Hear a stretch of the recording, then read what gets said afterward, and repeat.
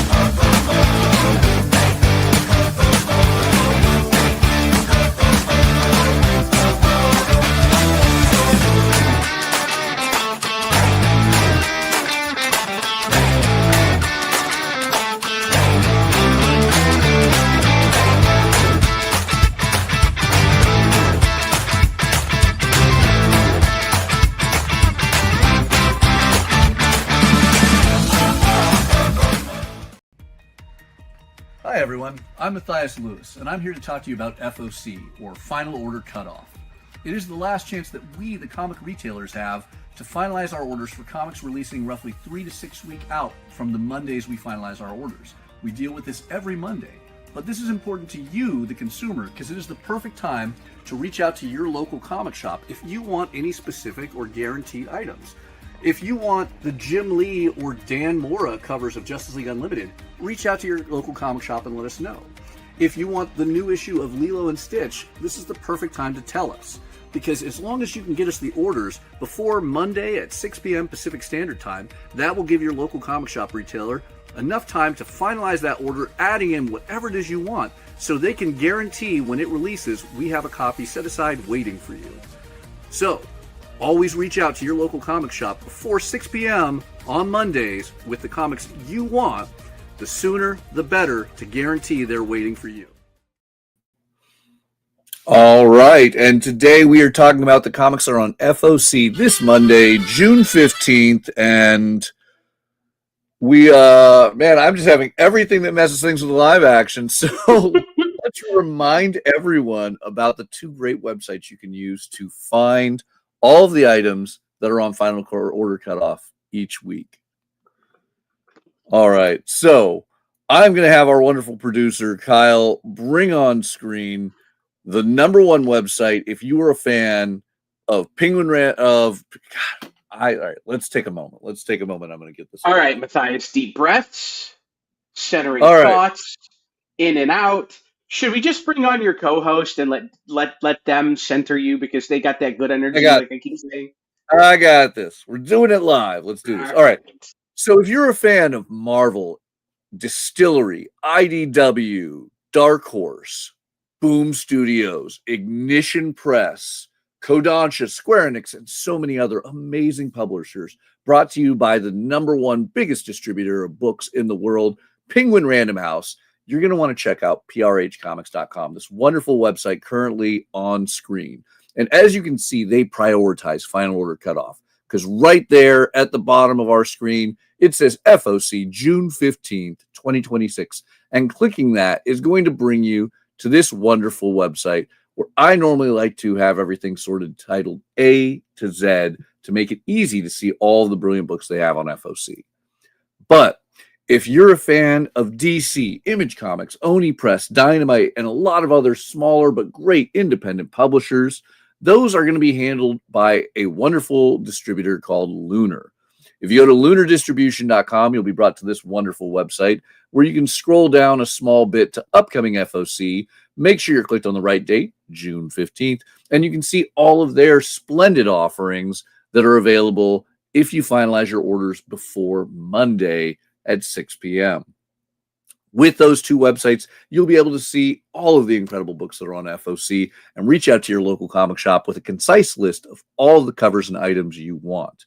Now, as I have butchered the opening of this show with a horrible mess, let's get to some people who are brilliant beyond belief to take the spotlight away from me. We have a phenomenal writer who just finished up their epic run on DC's Sirens, as well as Boom Studios' Marin Heretic, and now is going to make you sick with love on a brilliant new series from Ignition Press. And joining her is the man behind the sales at Ignition Press. I offer you guys Tini Howard and Daniel Crary. Good morning, hello. Thank you guys for saving me. I was going to say, good morning from LA. Good morning from the World Cup. Good morning from the most beautiful place in the world. Absolutely. How bad are the road closures right now with all the with everything? I live in the valley. We have a pool nearby. I go for walks. I get burritos. I go downtown if there's a concert, but I'm not really a football girly, so I'm not going to be down watching the World Cup. So great for them. I will be in the pool eating burritos in the valley. Well, I mean, we do have the big games today because we have Canada and USA. Two of the three host teams playing after Mexico pummeled South Africa yesterday. Yeah, I heard the Mexico game was crazy. I know a lot of people were really looking forward to that, and I heard it was wild. It was interesting, but I will say it was nowhere near as interesting. You ready for this transition? Okay, as this upcoming book from Ignition Press, Sicko. Yeah, there it is. I'm so excited about this book. That's Emma Carpina's amazing art on the covers, and Amanda Gardini on colors, and reteaming with Ariana Mar on letters, who I love. I worked with since Excalibur. It is about Valentine Virago, who is a med student who has to drop out when her autoimmune disorder gets too bad. Mostly it goes from attacking her own body, like an autoimmune system disorders usually do, to attacking other people's bodies, at which point it becomes an issue that has to be dealt with, and she goes on the run. But it's really about so much more than just like a misfits versus the man story. This is really my deep dive into like surrealism and the importance of being different, and it's me leapfrogging on a lot of themes like that from favorite things I've done in the past. I think there's nothing weirder and more surreal than having a body. If you're a person who likes surrealist art or anything, you've seen a lot of eyeballs and melting people and people looking strange and faces made out of curtains. The body is a big part of what we talk about when we talk about surrealism. And there's nothing more weird than being these incredible, brilliant souls that we are, trapped inside these like flesh prisons that can get hit by a bus and die at any moment.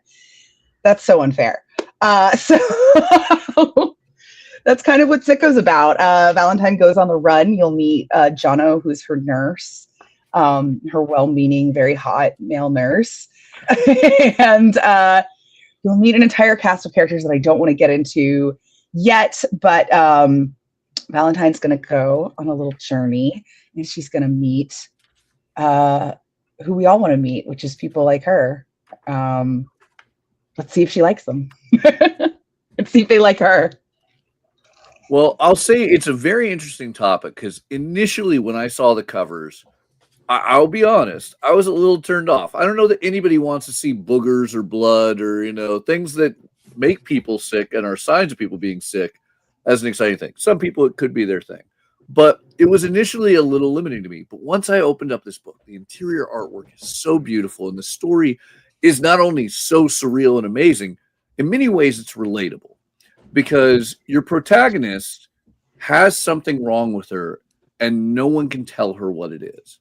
And I think we've all at least had some unfortunate moment where we don't feel well and we can't explain what it is. And all you want in that scenario is this professional whose role was they went through college, they learned all this stuff, to simply say, you're sick with this and here's the cure. And unfortunately, She doesn't have that. Can you talk a little bit about where that is? Yeah, that's so brilliant, Matthias. Thank you for bringing that up. Like, you're exactly right that like that feeling of disconnection between knowing something is wrong with you and not being trusted is really so much of like what the book comes out of. Because here's the thing, we're not always right? Like, I've been in positions where I was certain I had something wrong with me in some way or another, something that you were able to have like definitive testing for things, and it's like, turns out it's not that. And that feeling is also really depersonalizing, right? Where you're like, well, what's wrong with me then? Like, this is the only body I have and it hurts. I can't go anywhere else and no one can tell me what's wrong. I think a really good point about Sicko is kind of like what it's about when you maybe get that answer and you don't trust it, or you get that answer and you don't agree. You know that what it's telling you about yourself is inherently wrong, which can be dangerous, right? We live in kind of a society right now where we're a little bit post-truth. Everyone's doing their own research with science and all that. So Sicko is not by any means like an anti-science book.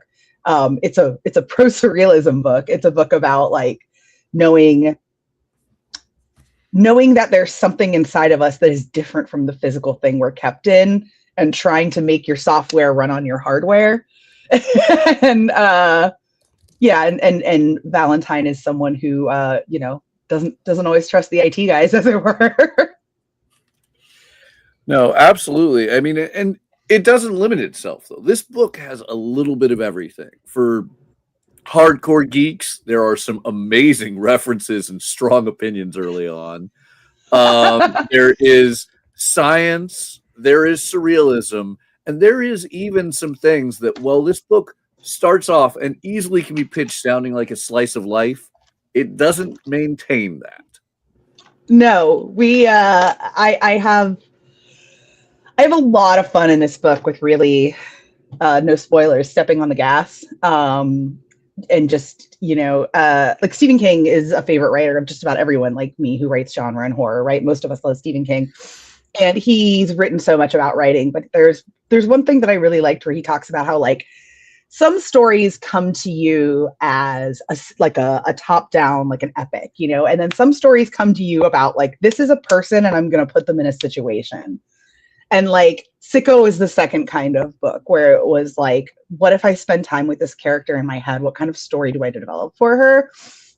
And I worked with Jamie Rich, the editor-in-chief at Sicko, because Jamie has been an editor for a really long time. I'm not calling him old, I'm calling him seasoned. He really is one of the best in the business, though. He's incredible to work with. And he's worked on some of my favorite books. He was, at Vertigo forever. Like, in a lot of ways, he edited a lot of books that like were, my lesson getting into comics and all that. So to work with him is a super, super huge pleasure. And he's someone who was really good when you're like, okay, I have this guy, I want to put him in a situation. Here's the situation. And he's like, that situation is basically just something else, do something else. And he's really good at that. And I've had such a great time, like bringing Valentine to new places and, reminding yourself, especially working at a place like Ignition, like the story is limited by what you can do with it, by what you want. The creative people aren't limiting you, aren't keeping you in a box at all. This is one of my favorite pages in the first issue. It's a sly reference to the fact that in a very famous story, you might recognize what we're referencing if you look at the silhouettes of the characters.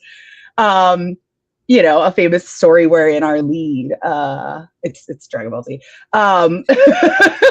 It's Dragon Ball Z. I'm referencing Dragon Ball Z. How, a lead who can win any fight and just wins any fight over and over is taken down by like a sickness, by heart disease, canonically in Dragon Ball Z. I always thought that was really funny and interesting. And that was just like a conversation in my life that kind of developed into something where I was like, this is kind of the thesis of the book, right? Like, it doesn't matter. This is not a comic about Superman. This is a comic about, it doesn't matter if you're Superman, you can get a tummy ache. That's kind of what Sicko's about. So this is one of my favorite pages. Amilcar nailed it. He nails every page, him and Amanda both. They nail little pages like this.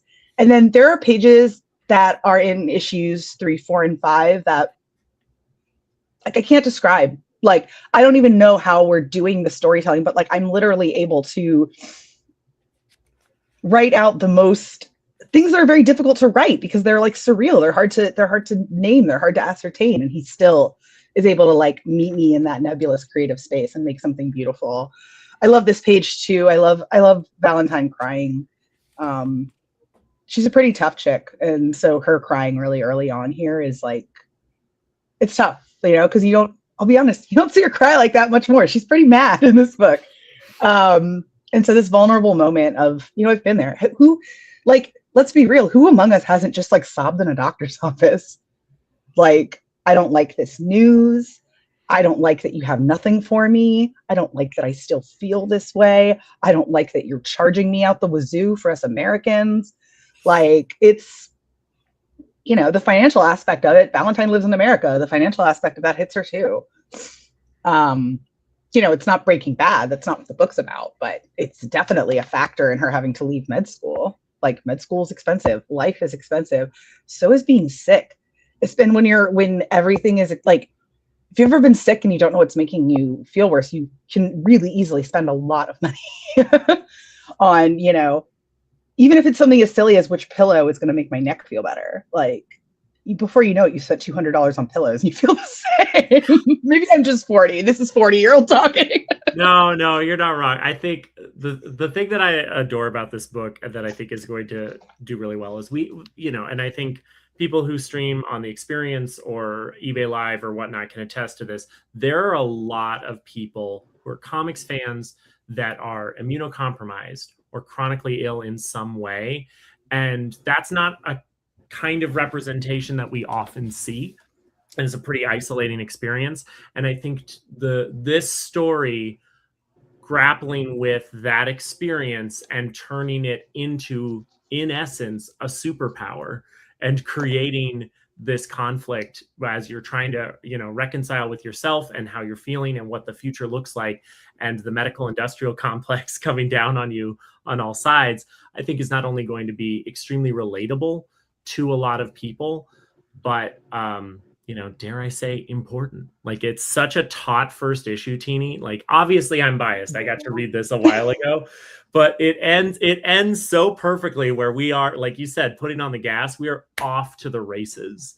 And I think that every retailer who's watching right now, the beautiful thing is this book is going to come out July 22nd, and then the Marian Heretic trade is out the very next week. So you can just have a late July Tini Howard extravaganza. Thank you, Daniel. And both are during San Diego week too. So if you're, it's good if you want to have a fun release party for your folks who aren't able to go to San Diego. Have your own mini San Diego with Tini Howard books.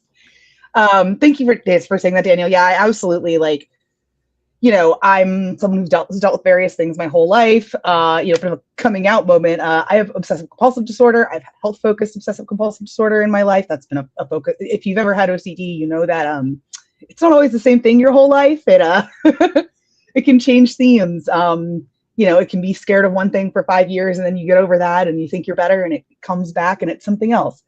Health anxiety was a big part of my life.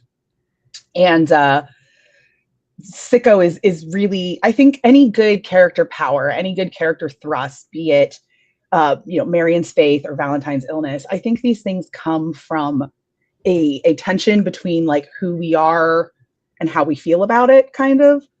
So Valentine feels sick, but she feels angry about the fact that other people don't feel it like she does. And that's why her power is making them feel it like she does. With Marian's faith, like Marian Heretic, believes deeply in something that she's told is wrong, but feels very true to her. That gulf, that tension is what gives her the power to be a protagonist, the power to hunt witches, and the power to hunt people who hunt witches. All right. Well, before we talk about Marian Heretic, because I do want to talk about that, one of the things I want to point out about Sicko, well, it is brilliantly written and it is so relatable in many ways. The interesting thing I think that really caught me off guard is I was expecting the artwork to be, I don't want to say body horror, but a lot more, sick. And Instead, I am just hit with so much amazing angles and perspectives that really kind of put you out of the traditional perspective. As you can see through some of the preview pages, the artist does such a brilliant job with unique perspectives and angles that I think kind of put you in an odd mental state. This isn't straightforward shots. Is that something that you guys work together on to kind of give a sense of vertigo to the reader? Yeah. So no pun intended. I have worked with Amilcar before. I'd worked with him when we both worked for Valiant on a book called The Forgotten Queen, which was about this like immortal rage goddess. It was just like a little 4-issue mini about an immortal rage goddess being like, here's where I was before I was here. It was just a fun little like historical fiction mini. Amilcar drew it, and I thought he would never work with me again, even though I loved his work so much, because I set like an issue and a half of the book in like Genghis Khan's Mongolia. Which, like, if you don't know anything about the Khans or the Khanate, like if you were a human and you wanted, and every human, not just men, women, if you wanted to be respected as a person, you had a horse with you all the time. Ask any comic writer what they hate drawing hundreds of houses and cars, or horses and cars.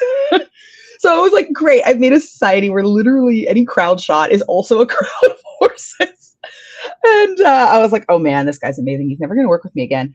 But I was talking to Jamie Rich about Sicko, and when it hit me that I was like, Amilcar, check him out, Jamie. Check out what you think. He was like, oh, this guy's incredible. Yeah.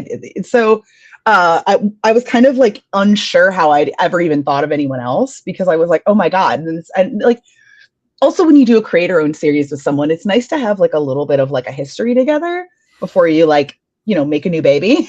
So it was nice that we knew each other, and we had each other, we'd worked together before. And so he said yes right away. And like, this book would not be, everyone says like, oh, it wouldn't be what it is without the artist. That's true. I mean, of course the artist had to draw it, but this book would not be, Amilcar pushes me, like he pushes me to do more, to become more liberated, more surreal as a storyteller. There's nothing he can't do in a way that, like, you're exactly right. Like, I feel like with his art, like when you look at his pages, it feels like he's like catching you and setting you down lightly in the middle of the story. Like the sense of vertigo is so dizzying. He does it so well. You have not begun to see what he does in this book with perspective and space. This is one of the most beautiful books I've ever touched. And so much of it is like, I just bow to him. I bow to Amilcar. I bow to Amanda, our amazing colorist. Like, they're just doing, like, look at the light in there. I mean, like, this is such a weird book to color. It's a lot of like hospitals, and there are parts later on where I was like really annoying. I was like, Amanda, the color of the trees, they should be these specific trees. And she was like, no, I get you.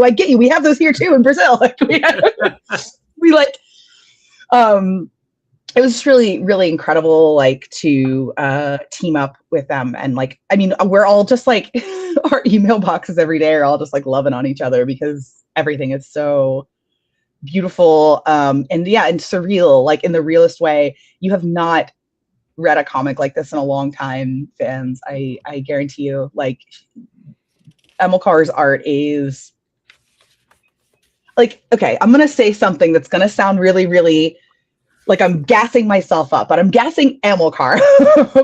The first time I like really sat down and got to like look through his pages on this book, I had the same feeling the first time I read Fiona Staples on Saga, where I was like, this doesn't feel like anything else. This feels real and lit and designed in a way that is like nothing else I'm seeing. And it like made me like step and fall through the trapdoor that was reading like 150 Image comics of that era.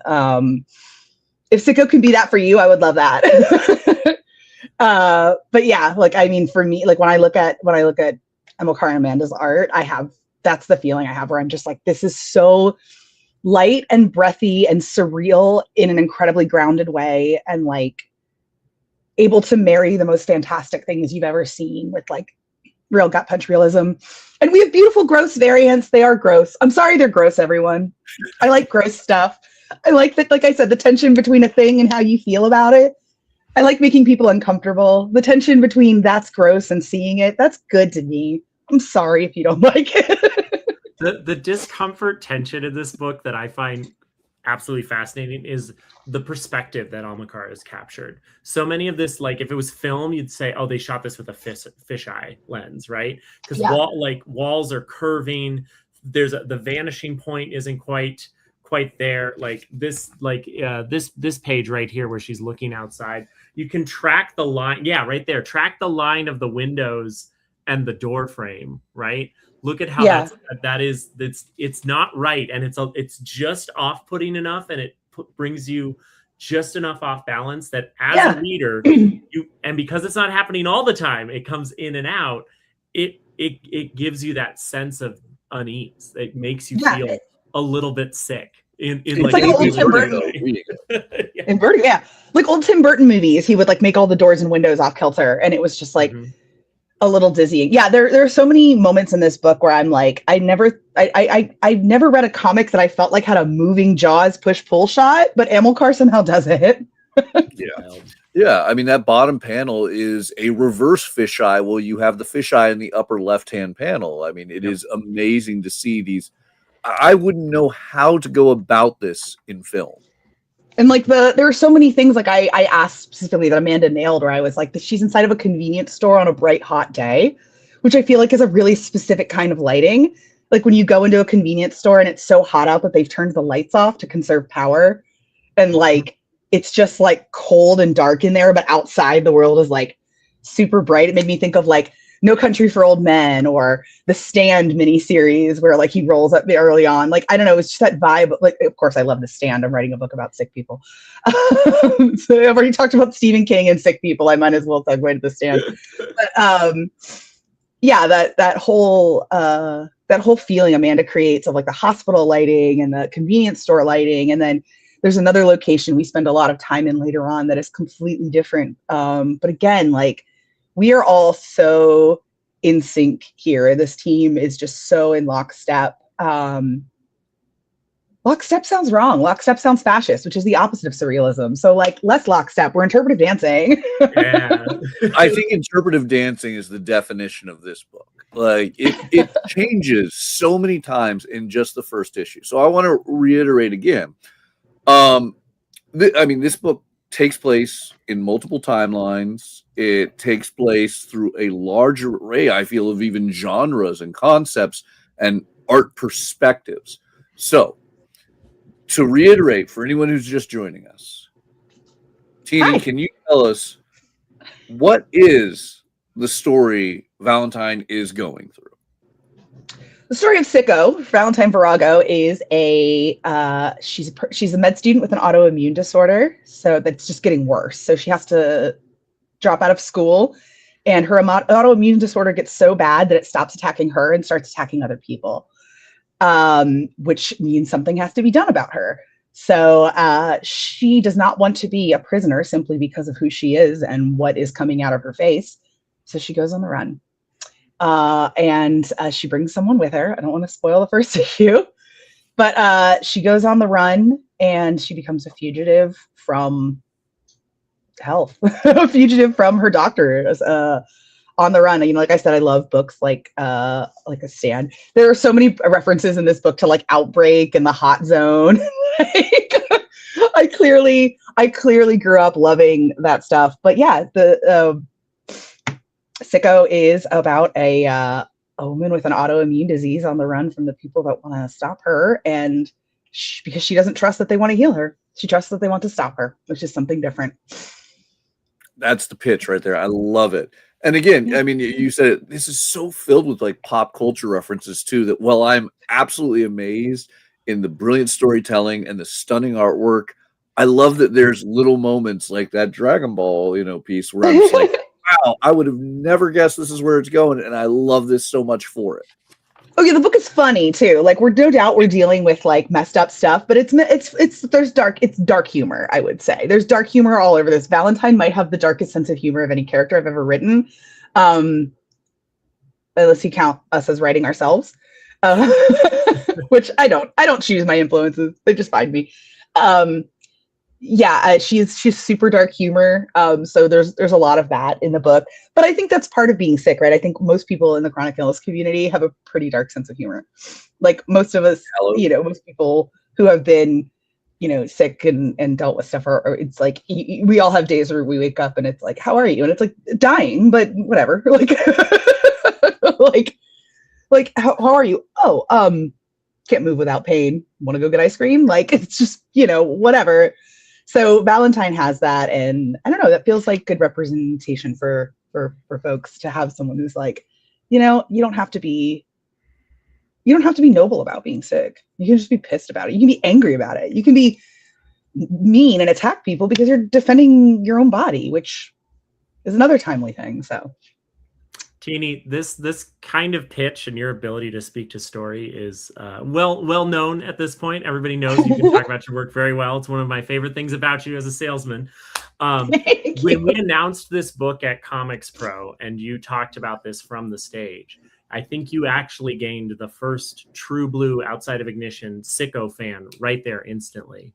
Because when we got done with that presentation, none other than our lovely producer, Kyle, beelined it up to me and said, that book sounds amazing. And Thank you, Kyle. It's going to do really well. Well, I'm an immunocompromised diabetic kid. So, I don't know. I've wanted to sick this disease on a number of people over the years. Right? Like, aren't you tired of being poked and prodded? Don't you just want to go, ape crap? You mean spending 3 hours on the phone before I produced this show yelling at insurance companies and doctors? Sure, yeah, absolutely. Exactly. You and we all deserve a little therapeutic rage, and Valentine brings it, baby. I didn't want to put you on blast, Kyle, but the fact that you were here, I had to let Tini know that you were a fan. I'm always good to be on blast. Oh, I mean, it's the interesting thing is Kyle and I, oddly enough, both with, medical issues we're discussing right beforehand. It's like, you can't prioritize your body and health. You got to prioritize everything else. And sometimes that's the people who are supposed to help cure you coming after you. Yeah, exactly. I mean, and truly though, like in a world, at least for us Americans, in a world where we feel like, insurance comes after us and that, we've got all these, we can't, I feel like this, I think this would help. Great, we can get you that, but you have to try 10 other things that don't work first for insurance reasons. So enjoy your next 6 to 12 months of weird side effects while this thing doesn't work. Like, this is, it's reality. And so, Valentine is, she in a lot of ways is that selfish urge to be like, what if I stopped worrying about money and I stopped worrying about work and I prioritized my illness and myself for a little bit. Maybe not in the healthiest way, but listen, Valentine isn't real. Her disease isn't real. We don't have to say, shouldn't Batman just give money to help the Joker? No, she's not real. She's our therapy, and we get to enjoy her journey. And let's see, I want to talk a little bit more about her journey without in the later issues without spoiling things. But it surprised me, and then didn't, like a good ending should. Sometimes when you write, you have that feeling where you're like, oh, I'm so far from the beginning. And then when you know your character really well, you find your way back pretty easy. And Valentine's my bad daughter. I love her. So, but yeah, her journey is huge. I think one of the things that is most exciting about it to me is that, like in the real world, the line between sick people and well people is not an obvious barrier. And also that people don't agree, right? Like some people have the kind of chronic illness where they can only eat meat, and some people have the kind where they can only eat veggies. How do y'all get along? Absolutely. Well, talking about your other daughters, because you have quite a few amazing ones. I have many beautiful daughters. A week after Sicko drops, to remind you that you have to keep going to your comic shops for Tini Howard projects. And for every project. Yeah. Read more comics.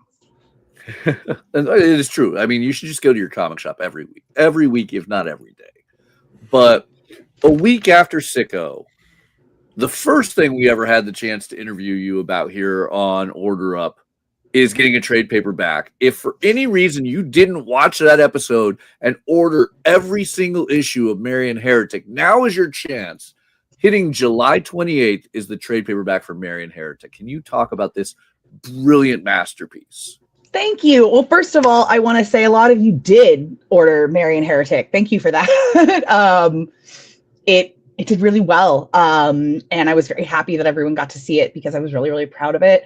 The fans have been amazing. If you guys read issue 5, you saw that at the back, I kind of had to ask my editor if we could dedicate a few pages to our fandom because we have a Marian fandom now. We have cosplayers, multiple cosplayers. We have fan art. We have memes and jokes that people have made. My favorite is a fan drew Marian in a t-shirt that I saw online, a t-shirt that just said, "Sorry, I missed church. I was busy practicing witchcraft and becoming a lesbian." And I like posted it and was like, "That's very funny. That's like Marian, basically." For the book. And a fan drew like Marian in the t-shirt, like she was sleeping in it, and we like posted it in the back of the book.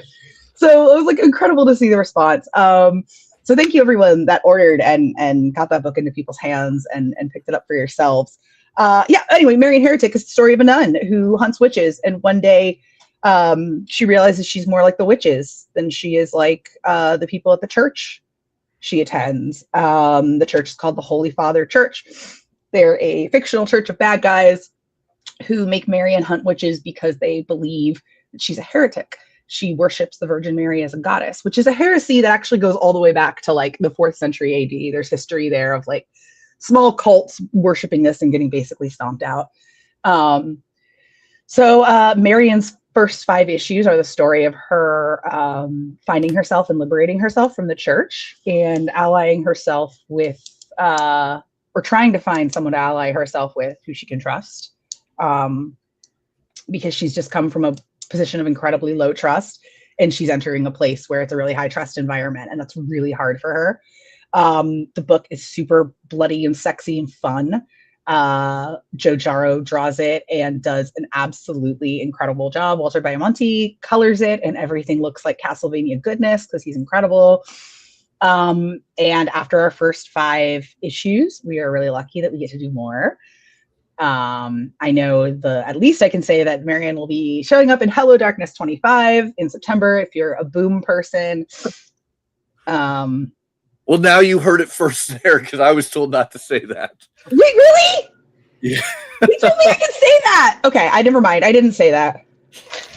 But my opinion, you know, it got said, go order Hello Darkness 25. I posted things on Instagram with that in it, and they like reblogged it. So if they didn't want me to say that, I'm so confused. I love you guys. I love you, Boom. If anyone from Boom is watching, no shade. I love you.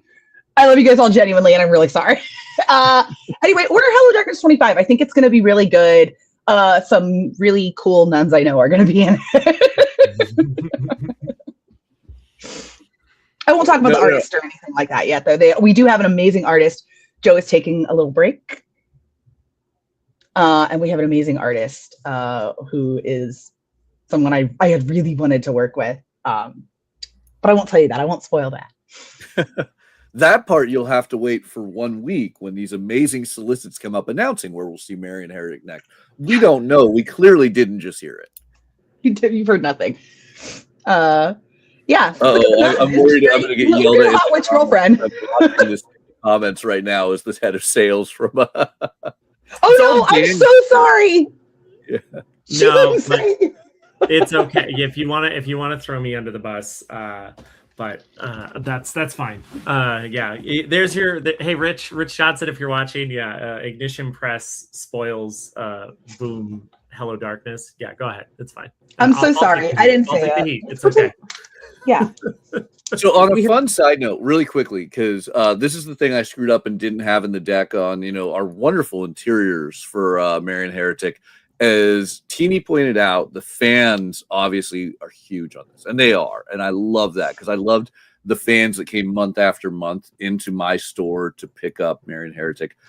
You honor the fans in the trade paperback. If we can share my screen, Kyle, there's a great piece in the trade that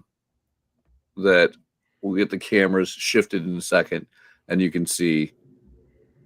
It's always the difficulty whenever I throw a last-minute twist on Kyle, who's the hardest working producer. Yes, the hardest working producer. But look at that beautiful piece right there. Oh yeah. So I take it, was that your request to include them in the trade? Yeah, we included them in the back of issue 5, and then we wanted to include them in the trade as well. I just I can't. I mean, there's even been more fan art and cosplay since then that we didn't get time to include because it came in after. We've been so lucky. Yeah, that's Danielle. She's an amazing cosplayer. She threw that together. She works at a comic shop, so when she threw that together, I was like, oh my god, you guys are the best. And then above that are some of the.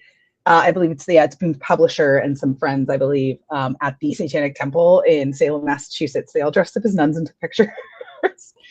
And then, my friend Mandy did an amazing cosplay, and there's been so many cool artists like Rambutan, who's an amazing artist, has done some really gorgeous Marian art. And I mean, part of it is that Joe Jarrow nailed her design in one. I was like, Joe, read this and tell me what you think, and if you don't like it, you shouldn't draw it. Someone if you don't like it, don't draw it. And he read it and was like, I drew her, and it was almost exactly perfect. I was like, wow, mind meld.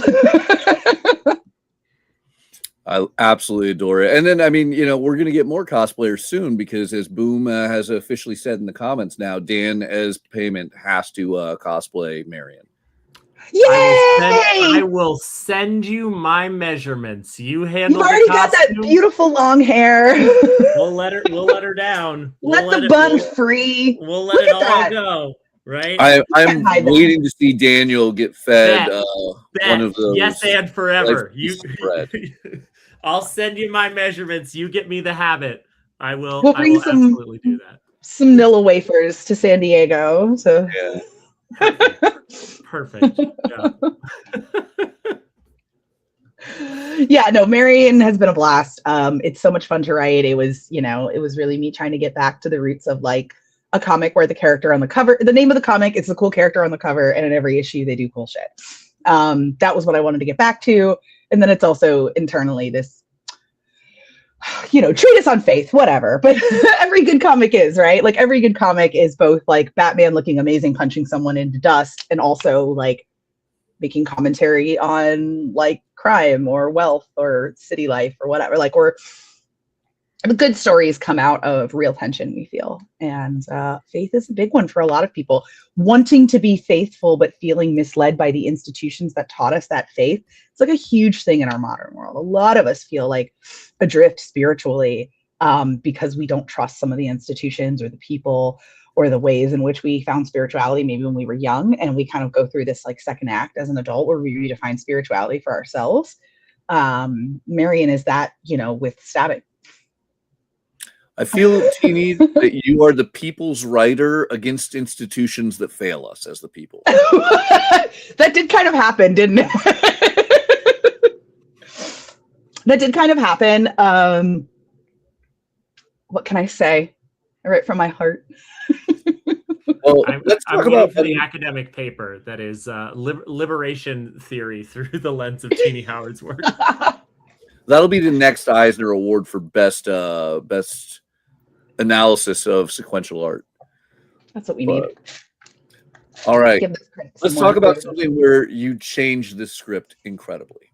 Let's talk about something incredibly different. Another upcoming Boom project that has been announced doesn't give us the people. It gives us the Cenobites. Yeah.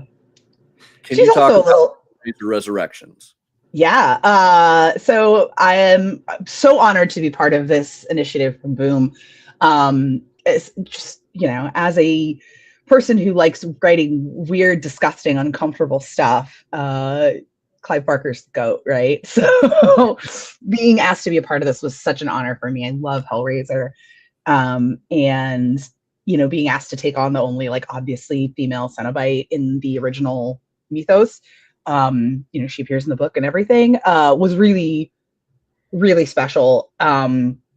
So my instant thought that I kind of had was, I was like, I don't just want to call her Deep Throat, and I don't just want to do a Frank story, right? Like a first Hellraiser, like, and a lot of the other stories are really incredible, and they are like classic Hellraiser stories. A person gets in over their head and the Cenobites address it, which is like the classic model for a Hellraiser story. Because I have a deep-seated need to be a pain in the ass, decided that I was like, what if I do more of like a Scarlet Gospel type story, where it's like the other side? Because like in Scarlet Gospel, you have like a story of the detective and stuff, but then you also see like the other side a little bit. You see a little more of what it's like to be a Cenobite. And again, when we're talking about, the tension between something, that's where stories came from. For me, there was a tension between like, okay, so you go, you open the box, you screw up, they drag you to hell. And then later it's like, oh yeah, and some of them become Cenobites. Well, how does that happen? So my story, The Deep Gospel, which is both a nod to her name and also a nod to the Scarlet Gospel, is the story of what I've called the Nidus, which is the sort of hive where Cenobites, kind of larval Cenobites, fight and squirm and prove themselves and see if they can kind of ascend to being part of the Order of the Gash or another order. So in our story, our main character, whose name is her true name is a part of the book that we discuss. So I'll just call her for now, or Deep Throat, as it were. Her story is about the Nidus, about being cast back down to rebuild herself and find a voice, as it were, and how she how that works for her, how she does business. It's a little different from how Pinhead does business. It's a little different from how Chatterer does business. And it's a little different from how Butterball does business. God, they all have bad names. None of them have names in the book. Like in Scarlet Gospel, there's like a great part where Pinhead's like Pinhead, which is like, or someone's like Pinhead, which is like, I guess the stupid thing they call him. Like Clive is clearly like working it out. But yeah, so we follow her. And it's also a chance to build onto the Hellraiser mythos and to show the reader how one goes from being Frank with his soul torn apart to a beautiful, bald Cenobite. So with Marion Heretic, we had a miniseries that obviously, as it was said in the final issue, will continue on. With Sicko, are we looking at an ongoing or a miniseries? From what I understand, basically almost everything Ignition does is a miniseries right now. It's a complete 5-issue story, but I love that world. I'd love to do more, and so would Emilcar. We end it with a really big, wide open door to the future, which is something, I would love to go back and write a volume 2 of Sicko, write more of Sicko. And it's funny because it's not like every project. Like some projects, it's like, oh, you know what? I feel like I told my story here. Sicko is like Marion, a story where, but I didn't, with Marion, I sat down and I knew, I was like, this is going to be a story that I know I'll go back to this character again and again. And with Valentine, I wasn't sure at the beginning, right? Like I was like, when I kind of started on her journey, I was like, maybe I don't know what happens. But we end the book with like a really kind of bright door to the future. I won't say if it's a happy ending or a bad ending, but it's a door to the future. And, there's absolutely space for more stories. And there's so many characters in Sicko that I only get to do like one page of their backstory, or they tell you just like a little bit about them. And I'm the kind of writer who like, I'll make up the one thing for the scene because, I'm like, I want it to contribute to the scene, right? So I don't want to decide they're a soccer player. And then I'm like, I have to make them talk about being a soccer player. And I'm trying to force soccer playing into the script. It's like, no, I'll decide in the moment, who they are. But then later I dwell on it and I dwell on it and I dwell on it. And then like 6 months after I've had this character write like a throwaway line, I'm like, oh, I love that baby. I'm obsessed with them. I have too many daughters, too many kittens. Like, so potentially there could be some spin-offs in the future of minor characters like that pointy-haired purple figure from a comic that, like never. Yeah, maybe I'll actually write that story. Someone ought to see it. Pixar method, right? You plant an Easter egg for the next project in the first project. Exactly. Yeah, but there's so much more. But I mean, like everything in comics, it's based on support, both financial and critical, and just your voice and everything. So if you read the book and you love it and you want more, holler about it. let me know. I'll help you holler about it. If you're shopping, you need help hollering, I'll help you holler. There we go. So if you enjoy things like Marion Heretic and support it, we clearly know now there will be more. If you love Sicko, go out and support it, and perhaps Daniel and Jamie and the wonderful team at Ignition will make sure that Tini writes more. But the easy one, we would ask. We'll never. There's no edict from us. We'll ask if there's no edict, but they know I want to. Yeah. Yeah. But if you're going to be at San Diego, I'll be at the Ignition stuff. I won't say any more about it because I know they're going to announce their San Diego plans. But yes. I can say, if that's okay with you, Dan, that I'll be at San Diego with Ignition. Absolutely. And I'm mostly saying it. Mm-hmm. I was mostly saying it just so you all come by and see me. So please, please come to the Ignition stuff. You'll notice the release date for this book is Wednesday, July 22nd, which is the first day of San Diego Comic-Con. So that's fun. Yeah, so that's fun. I'll be there for that. You'll find out more about what we're doing later, but I'll be there to party with you guys and enjoy Sicko. Can I risk? Can I say something out of turn that could risk everything? But I don't think that you have to be limited to having a Comic-Con badge to see what Ignition is doing. Is that safe to say? I think that's very safe to say. Yeah. Okay. So if you're in the area, or if you're doing stress. Yeah. If you need to maybe get away from the floor for a second. I just clocked that you're wearing a Heathen t-shirt. Hell yeah, man. That's nice. Great. I realized it as we were going on, and I didn't want to be the one to verbalize it. That's really funny. No, I think I'm gonna see the Vault Boys tonight at a film. No, it's great. We all know each other. That's the thing in comics, is everyone knows everyone. Everyone's worked everywhere. That's certainly true. Comics, it is the #1 most environmentally friendly recycler in Earth. Now there is a video that's going to go up wide and announce this anyways, but for the people that are watching right now, Tini, do you want to tell folks about your signing in Texas? Yeah. I'm so excited. I am going to be doing my first signing in Texas. I think it's the first time I've ever been to done an event in Texas. It's at Space Cadet Collection in Shenandoah, Texas, Saturday, August 1st from 12 to 4. The lovely Miss Jen that runs that place is having me out, thanks to Space Cadet Collection and Ignition are partnering to bring me out. I'm so excited. I'm going to be signing copies of Sicko. It'll be my first post San Diego signing, and we're in Texas. So if you can't make it out there and you want to come do a little party, I'll be there. Also, Ignition signings are a blast. I don't know if you guys have been to one yet, but it's not just they don't just put me in a folding chair in the back of the room and ignore me. Ignition signings are a party. So come by if you're just on that Saturday and you're a nerd and you're bored and you missed Comic-Con, and nerd said with love, I'm a nerd too. And you're you're I miss Comic-Con, but I want the vibe. I want to go and hang with some people and talk comics. You're going to have a great time. The Ignition crew are awesome. And I'm going to have a great time at the shop. I'm really excited to meet everyone. All right. So let's talk about that timeline. So July 21st, I want to say, was the release date of Sicko #1. And at Comic-Con San Diego, you don't even have to have a Comic-Con badge. Just make sure you're somewhere around San Diego that week so you can grab a copy of Sicko and meet Tini in San Diego. Then a week later,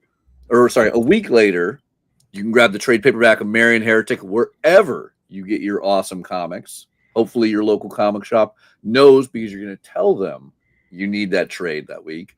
And then a week after that, if you're in the Texas area, Houston, I think I got that right. Houston, Texas. Jen's going to murder me if I said the wrong city in Texas. You can go to Space Cadet Collectibles to have an awesome Ignition party with Tini there. Kyle, Houston is the largest major regional airport closest to where Jen's shop is. So excellent. Thank you, guys. Planning to go. You're flying into Houston. She's just in the burbs. But then, I'm certain we're going to have a ton of weeks with incredible Tini books between August and September. Tini is going to drag you down to hell with Hellraiser, the Deep Gospel. It'll be the deepest parts of hell, I'm certain, which is Literally. a one-shot. Yeah, that one's a one-shot. It's a 20-page one-shot. It's part of, and the other ones are all great too. Like they're doing an initiative where in September every week a Hellraiser book comes out, and they're all one-shots. So like, they're just like different Cenobites. The teams are all awesome. I get to look at the scripts and the art and stuff, and they're all really cool. And then Sarah Gailey is writing the last one, and then I think that's going to go into more. So I think Boom is doing a whole bunch of Hellraiser stuff, but I'm honored to write a one shot. But absolutely check out all of those comics if you're a Hellraiser person. There's a lot of hit or miss Hellraiser stuff. This is the good stuff. Absolutely. So those we'll be talking about in greater depth in August as they hit various FOC. I'm sure our wonderful Boom staff that is in the comments will be putting that in front of all of you on this show. Totally. So that'll be every week in September and lead to some bigger announcements that I'm sure will totally not get spoiled right in this second here. But there are big moments to be announced. And one more thing I want to suggest to people, if it's okay, if I can pitch one more thing. If you haven't checked it out, please check out Sirens Love Hurts by me and Babs Tarr. It means a lot to me. It's a really, really special book. A lot of girls liked it, but like also a lot of like grown ass men like it too. That's the part that I think is really fun. You're right. Like it's very much like a girls, gays, and days book, but like I've been doing cons. I did WonderCon with Babs, and we were mobbed all weekend, and it was just really pleasant how many people, like I had a lot of guys be like, I bought this for my girlfriend. I love it. It's really just fun. I picked it up, brought it to WonderCon, got Babs to sign all of my covers, and then somehow like talked to you at WonderCon and didn't get any of my Sirens signed. So I got to change that. It's I owe you. If only I could go to San Diego and meet you there for some event. But I would say I would drop some in the mail for you, but they wouldn't be signed by Babs. So maybe if you'll be at San Diego, I'll see you there. No, I know. At some point I'll have to figure out exactly how I can bump into you. If only I knew where Ignition will eventually announce this. We will have to wait with bated breath for those announcements and to see us there. Yeah. Not too long. Don't worry. Yay! On that note, if anybody wants any updates as to where you will be July 21st through 26th, or I think 26 is exceeding the time of Comic-Con, but we'll probably. I think by 26 I'll be in my warm. No, 26 is Sunday because the 25th is my husband and co-writer Blake's birthday. So he gets to spend his birthday at Comic-Con. So that'll be fun. All right, so to ruin my overall, to find out where Tini will be in July, in August, and then throughout with all sorts of amazing comics, and to find out what Ignition's plans are at San Diego, where can people find you guys online for these details? For me, you can find me on Instagram at Tini Howard. I'm the only one, so that's all yours. Unless someone's faking me, which I don't think they are. Who would want to do that? So I'm Tini Howard on Instagram. You can also find me on Substack at Tini Howard, and that's the only ones I use. I have Twitter. I don't use it. I haven't used it since 2021. So yeah, if you want to find me Instagram or Substack, Instagram has a lot of like photo updates and quick updates, and I post about books and I reblog a lot there. Substack has everything from updates on cons and books I'm writing, but I also post their fiction writing. I post writing advice. I have some comics I've done there. So check out my Substack if you want to dig into my work, and check out my Instagram if you just want to find out where I'm going to be. All right. And for Ignition, you can follow us at Ignition Press on all platforms. Instagram, TikTok, and Blue Sky are kind of the big ones for us. Threads as well, Facebook, yada, yada, yada. You can find me at Dan Crary, but you don't want to do that. You want to follow the main account. You want to follow Dan so we can see these nun photos later. That's right. Yeah, that's you have fair. a job. That's fair. Again, that's more for our friends from Boom watching. So you could DM me. I will give full bet. I will give you my measurements. You provide the habit. We'll make it happen. That would be some amazing inter-publisher fun. I want that. I'll find a way to make money for Comics Pro or Bink or something like that. Don't worry. There it is. We can get a standee of that at some point. I'm just like sitting in the rafters like a bat watching them fight. Like, all right, and then definitely follow Ignition Press, obviously, for all this news on Sicko, and hopefully, I think it's next week to hear what the plans are going to be for San Diego. Yeah, soon. Next week, your big focus should be the next number one that we have, which is the Patron. That one's really, really cool. Yeah. In general, like, not to sound like a corpo nerd, but I'm so proud of being with Ignition. They're such a great publisher. Everything they do is incredible. I'm a huge fan of Voyeur. I'm a huge fan of Roots of Madness.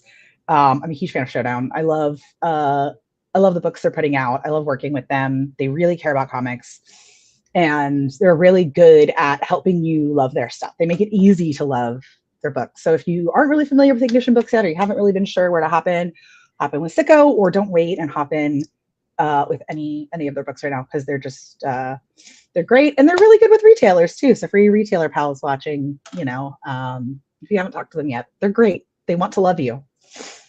I love it. I could talk to you guys for hours more, but I know. we do have so much to talk on FOC about that aren't all Ignition. But really quickly, just to throw some spotlight and blame and Dan, since we already spoiled something for Boom.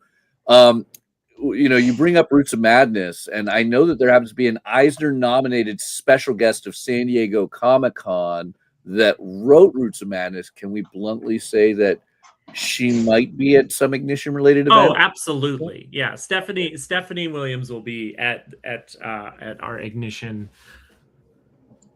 offsite. Look at that. I spoiled it. Not only do you get Tini Howard, but you also get Stephanie Williams at this. Absolutely. You're gonna get a lot of and really more spectacular talent. We're very, very excited about the folks we have attending, what they're going to be doing, the partners that we're working with. It's going to be Sister Act 3 starring me. You know what? I'm gonna politely pass. Because I don't know what would happen. Sister Act 1, better script. Sister Act 2, better music. So what's there left to improve for a Sister Act 3? Sister Act 3 is just the Bink auction. It's just the Bink auction. So because of the kind of freak I am, when I get asked, I'm like, I've seen Ken Russell's The Devils, but I've never seen Sister Act. Okay, Sister Act 1 is like a god tier script. It is so incredibly tight. It's so well done. Sister Act 2, looser script. The music, though.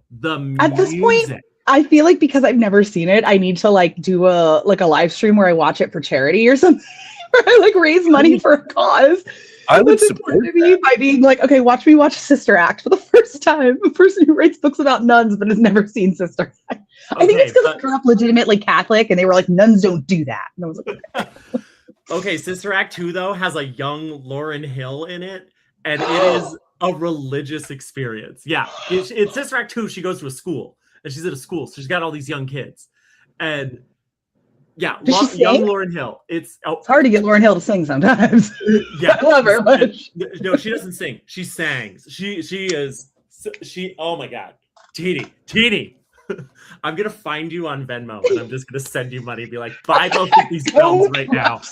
No, I have your address for comps. I'm sending. Do you have a DVD player? Do you have a Blu-ray? I have a PlayStation. You have a PlayStation? Great. You're getting Blu-rays in the mail. All right. We're renaming this show. This is no longer Order Up the Final Order Cutoff Show. We're not talking about FOC books. We're talking about nuns. This is just the nun show. Nun movies from our past. Yeah. Oh, title suggestion: None of Your Business. Good. Yeah.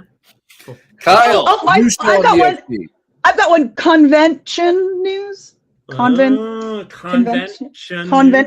Not as good as None of Your Business. No.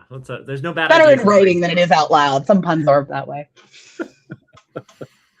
All right. Well, until we can get Convention or None of Your Business as the show, we do have to talk about books that are on Final Order Cutoff. And I actually am very excited. I think someone in this chat might be staying with us to talk about this. I don't know if someone's going to raise their hand. Who's volunteering? Who is sacrificing themselves to talk about other books on FOC with me? Tini, you get out of here. I unfortunately can't stay very long. I can stay for just a couple minutes, but then I do have to go take another call. But Tini, save yourself. Go. I always talk like crazy when we run into each other. So. All right, we lost her for a second there. That was. Oh no, am I back? Yes, you're back. Oh, good. Yeah, I was just gonna say, Matthias, you and I always get to talking like crazy when we see each other, so it's so nice to do it where everyone can see. That was a pleasure. I'm so excited. So I want to remind everyone, reach out to your local comic shop, wherever that may be, and get an order in for Sicko, for Marian Heretic, for Hellraiser, Resurrections, the Deep Gospel, so we can finally figure out the real name for Deep Throat. Thank you so much for joining us, Tini. I'm going to hold Dan hostage for as long as I can. You do that. But thank you guys so much. Would love to be back sometime. I always have a great time talking to y'all. Thank you. Thank you, everyone. Bye. So let's dive into some other books that Penguin Random House is offering on FOC this week. And we're going to start it off as soon as I can figure out what happened to all my devices and share the screen. There we go. We're going to start it off with Avengers. Did you know, as we talked about all these little Pixar jokes of, like seeding upcoming things, that Marvel is doing a 40 years of Pixar, and that is a frightening concept. 40 years? That's not 40 years of Pixar. Turned to dust. Yep. Did that age you right there? Dan, are you even 40? I will be 36 the day the Marian Heretic trade comes out. Ooh.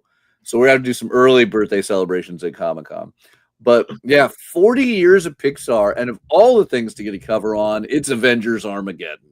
I love this beautiful cover with all of our delightful emotions. But I also want to point out that if you didn't already grab Avengers Armageddon #1, it is in stores now. It came out this Wednesday. It is a masterpiece from Chip Zdarsky, Delelo Diaz, Frank Alpizar, and it brings us the dark new event of this summer from Marvel. But you can lighten it up with some great Pixar covers that will be thematically across all of the Marvel books this week, or grab one of the other more topical and tying in covers that are available as we talk about that. But of course, some of these things, these thoughtful covers of thoughtful emotions, might give you some bad thoughts. And for that, if I'm going to keep Dan around to talk Ignition, let's talk bad thoughts. Yeah. We got so much love for this book coming out this week. Like, thank you. There were so many posts and people getting really excited about it. Friend of mine, great shop owner, Shannon Live, and I were talking, and she had several young customers who just picked up the ash can for Bad Thoughts. About 23 years old, hadn't seen it from an influencer, hadn't seen it anywhere else, but they picked up the free ash can, and all 6 of them subbed to it next week ahead of FOC. And it was waiting for them in their boxes, and they were all excited. Not Andy Park's typical people, young 23-year-old girls, but they were all about it. And so thrilled at the reception so far. And Andy and Dave really get cooking in issue 2 here. Like, you're not ready. Absolutely. I love the first issue, just dropped this past week. It was amazing. But let's take a quick moment, because that is something really cool and unique that Ignition does. You guys are one of the last publishers still regularly producing ash cans. Retailers have the ability to order them as they are FOCing new #1s like Sicko. And that is something that you can reach out to your store and ask them about, because they're a great way to preview books. Can you talk a little bit about this amazing ash can initiative you guys do at Ignition? Yeah, the ash cans are available for retailers. It is a 1 for 5 incentive. So if you order 5 copies of any #1, it costs you $1 to get a 20-pack of ash cans. The reason we do it that way is we ensure that stores that are motivated and want the books can get the books at a very reasonable price, because the way Penguin Random House works is if you do freebie material, you have to give it to all accounts, regardless of if they've expressed interest or if they've thrown it in the trash. So the $1 price point that you pay as a retailer was the lowest threshold we could get it to kind of game the system, where only the folks who want ash cans get ash cans. And all it takes is a 5-copy order of a new number 1. The nice thing is production's finally catching up in such a way where we're getting these ash cans sooner. Our printing schedule's aligned better so that they're starting to come out ahead of FOC, which is really helpful for pre-order. There's still some of them are, still a little bit in the gray area, so they may be more effective for sell-through rather than pre-order. But the goal is going forward for every FOC to have an ash can for any number 1 that's FOC, and to have a future number 1 ash can available for retailers. A pack of 20 costs you $1. And they're pretty, at least anecdotally, they've been pretty effective for folks. Matthias, have you picked any up? Have you had them in your shop? Oh my God, all the time. Like I love giving them out. In fact, we just got Dispatch in this week. So if you go to your local comic shop, they may still have some free ash cans of Dispatch you can get, which I'm beyond excited about. Though I will say, and this is going to be the dark thing that Daniel's made, that preview is great. It is nothing but tease. It is purely set up because, as I've talked about Dispatch with you, I believe, on this show, that is such a phenomenal first issue, and this ash can is nothing but tease. Nevertheless, go get tease. It's right before the turn. It's like 2 pages before the turn, and it's just the way the page layout fell. But yeah, I feel you. But yeah, no, I love these ash cans. So reach out to your local comic shop if they aren't already getting these ash cans. If you aren't one of the ones receiving this ash can, let your local comic shop know. Like, hey, I heard about these Ignition ash cans. I would love to get these. I'm excited to get an advanced look at these amazing books, so that way I can get you my orders before Final Order Cutoff now every month, because Ignition, they're on fire. They're doing it right. We're trying, man. I appreciate you saying that. The ash cans have been a real lovely project and a great thing that we've gotten to do to get books in people's hands. Get people excited. Well, I want to do things out of order this week because I have you for a few minutes, right? Yeah, I gotta bounce in like 2 minutes, literally. I'm so sorry. Oh, thank you.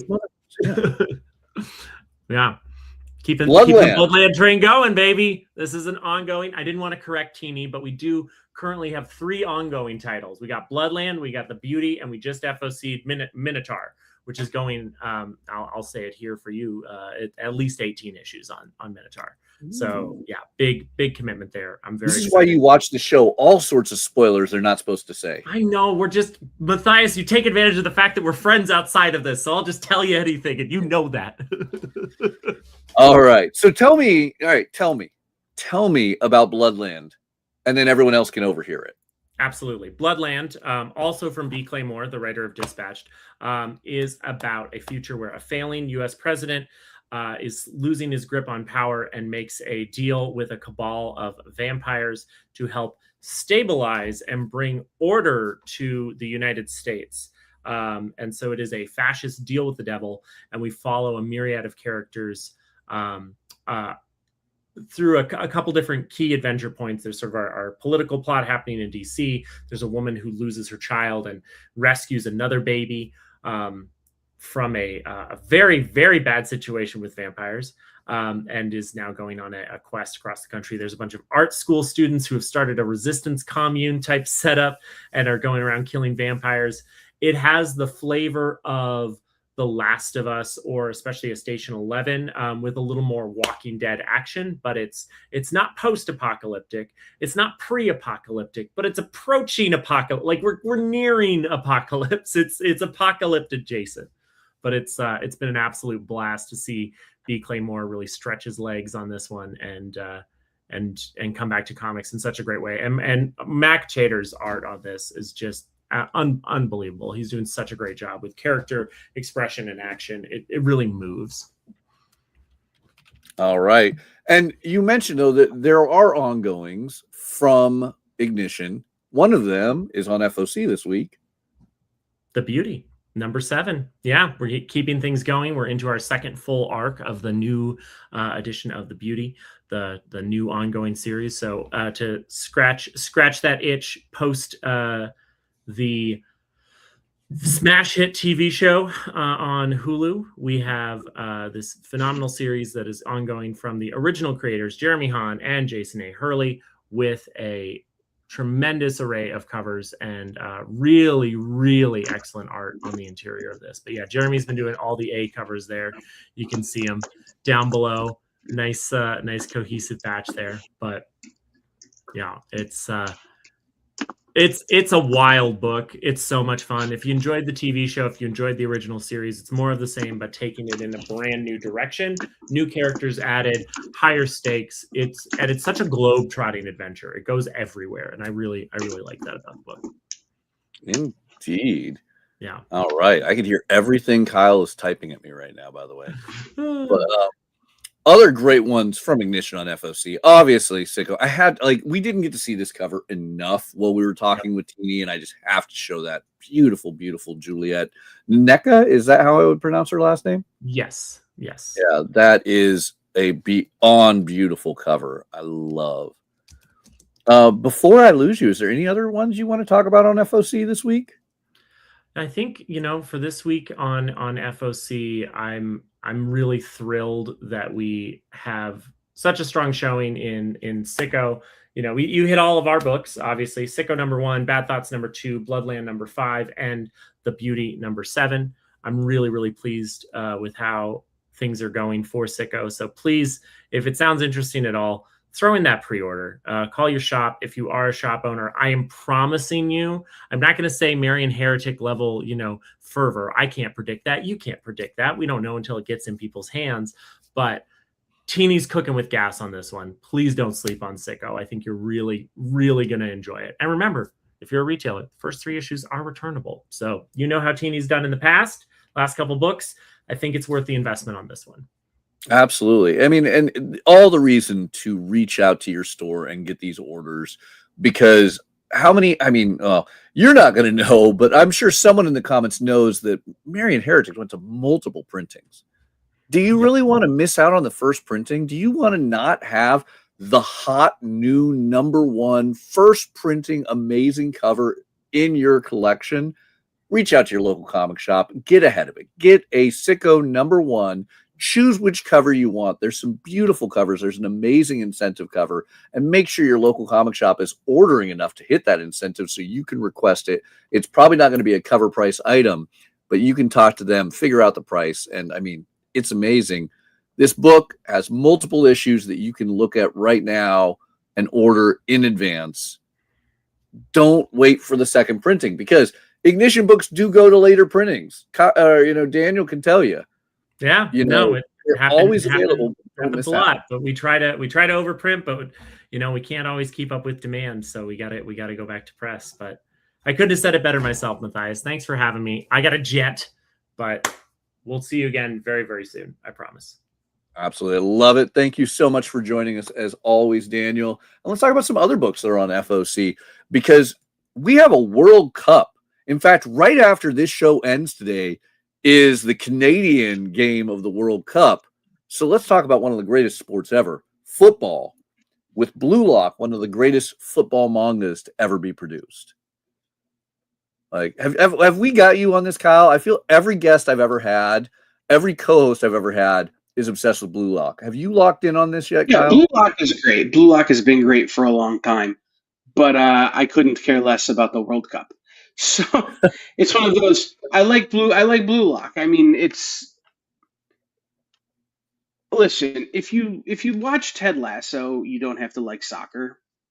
If you read Blue Lock, you don't have to like soccer. It helps, but this is one of those books that is beyond what's the word for it? Beyond just the football soccer aspect, right? It's got so much going for it. There's so many incredible interwoven storylines and concepts that even beyond just the soccer. So big ups to Blue Lock. I really do enjoy it. Absolutely. But I know that you wanted to talk about our prose novel. You wanted to dive ahead. You were just you haven't been on camera enough. So listen, I was trying to buy you some time to get a drink of water after that incredibly long interview and all of that great stuff with Dan and Ignition Press. So why don't we jump to the prose novel? We'll do that, and then I'll do a little bit of our business for the EXP, and you can get yourself a sip of water. All right, let's do it. So you have an amazing prose pick of the week, and it is? Yes. A Resistance of Witches, a novel by Morgan Ryan. This is basically the thing that sold me on this is World War II meets A Discovery of Witches. I don't know A Discovery of Witches, but World War II meets Witches sounds like a good time. And the book itself, again, I haven't been able to read any previews of this or get in on it in any way like I can sometimes with some of the books we have. But this one is, as World War II rages around her, a witch abandoned by her coven must journey to find a book of unspeakable power before it lands in the hands of the bad guys. I'm not going to say the names of the actual bad guys because it turns out that gets you demonetized on platforms. So you know who the bad guys in World War II were, right? Anyway, think of Agatha Harkness, think of any of those kind of characters that you know from comic books and pop culture, but throw them into World War II with the idea of they're British and they're trying to stop the bad guys from coming to Britain. So they're using magic. That's how they're doing it. So, like I said, this is a book, right? This is a book I know nothing about. Like, I know nothing about this series, which it seems like this is part of a series. But this is one of those examples where a hook has got me buying multiple books. Right? The hook on this has got me in for, this and whatever this A Discovery of Witches is. I don't know what that is. I'm going to find out. Like I said, sometimes you get these books, and with them being newly offered on PRH to the direct market, some of us who have been buying our books through distribution for years don't have access to all of this stuff. So very excited for this one. While Matthias catches his breath. Actually, I really do apologize. We have a lot to rush through and very little. Right. So we do. Make it quick. Well, we do. I just wanted to say, Unknown, stick around for the end of the show. And to remind you guys, theexplive.com. It's on sale. Go check it out. There, I've done my ad read. Yeah. All right, so let's gun through things quick. At Penguin Random House, Beneath the Trees Where Nobody Sees, trade paperback for the sequel, Rites of Spring, on FOC this week. We have Captain America doing a major point. Doom has the soul of Steve Rogers, and it ties directly in to Avengers Armageddon with Chip Zdarsky. And you got to love that 250th, semi-quincentennial, because I love making Kyle say it. Say it with me. Semi-quincentennial. Semi-quincentennial. There it is. I now know that word. The other night, and they all got it wrong. Oh, okay. But yeah, tie and beautiful piece with that wonderful Constitution of America in the background. Draw This Then Die is a fun new manga series from Seven Seas about a girl who makes that horrible choice to become a mangaka, or comic artist, if you will. This is a story about a high school girl deciding she is going to make her living drawing manga and all the wonderful difficulties of it in the most loving way. Something we all want to have in this. Hellboy is going to have a giant robot return. Yes, the giant robot Hellboy is back for a new mini-series of all things. I'm not going to say no to this. I love giant robots. I love kaiju. And speaking of kaiju, did you know Godzilla is going to attack San Diego? Hopefully this happens a little bit away from the Ignition Party and Tini Howard. But yeah, look at it right there. The great kaiju that is Godzilla attacking our San Diego Convention Center. Something I love seeing. I mean, I remember Arthur Adams drawing this at Dark Horse ages ago. But yes, let's have it. More Godzilla at San Diego Comic-Con. It sounds like he couldn't get a badge. Yeah, I mean, look, I understand that anger. If they just bend the badge rule a little bit for the kaiju, we wouldn't have this problem. I mean, but it's a problem. You can't have somebody that big on the convention floor. It's why we won't allow Keanu Reeves in the convention center, and we can't allow Godzilla. Sure, but you give him the badge anyway just so he doesn't destroy it. That's all I'm saying. Fair. Like, he can go to off-site stuff. He can hang out at Petco Park. It's cool. I like it, yeah. And, you know, that's not the biggest thing. Look, I mean, we had a giant robot Hellboy. We have Godzilla at Comic-Con. And yet that isn't the end of our kaiju craziness. A Kaisei book, Horror of Godzilla, starts here as we go back to the very first time Godzilla attacked Japan. We're getting that classic Godzilla film, that classic Godzilla adaptation entered into the Kaisei universe in a big new way, literally big. Ethan Parker and Griffin Sheridan back together with incredible art by Tristan Jones. This is going to be awesome. This is the classic Godzilla story. This is the 1954 Godzilla attack, which, if you remember, is the first Godzilla film also. I'm excited about it. For you anime fans, you've likely seen Hotel Inhumans, and now you can finally read the manga in English. Ao Tajima's classic story is finally making its way, thanks to Seven Seas, to America. Hotel Inhumans. Then, K-pop Demon Hunter fans, I know you guys are waiting for news of the sequel film. Don't worry, we have some coloring for you now with a new Random House World's official deluxe coloring book of everyone's favorite Huntrix stars and maybe even some Saja boys. If you missed out on Free Comic Book Day, you likely missed two major Marvel free comics. Don't worry, they're being collected in a nice cardstock book. Joe Kelly, Jed McKay, Marvel Zero. You're going to get the big new X-Men event. You're going to get Amazing Spider-Man 1000, Queen in Black, and some Doom, all collected in an amazing way. So if for any reason you missed that out or you want a higher quality version, let your store know you need Marvel Zero #1. Did you get a chance to see the Masters of the Universe film yet, Kyle? I'm telling you, you're missing out. What? Team Thundercats. Oh, I love that movie. My son had zero desire to see the movie and left it demanding he have some Skeletor and He-Man toys. So for those of you guys who love the film, if you want some Legends of Eternia with our beloved cat power, this is going to be a Tokyo Pop now bringing us Masters of the Universe. I didn't expect this. I assumed that all Masters of the Universe stuff was going to be coming from Dark Horse now, but Tokyo Pop has us a swing with Amanda Debert doing the writing. I will see a He-Man in the Masters of the Universe movie when they make me a Snorks and a new Smurfs movie. Those are the rules. I don't make them, I just follow them. All right. Okay. Well, what about a weird combo as Predator goes to a planet that is far too familiar, just different? Planet of the Apes brings Predator back to Earth in the far future to battle some simian counterparts.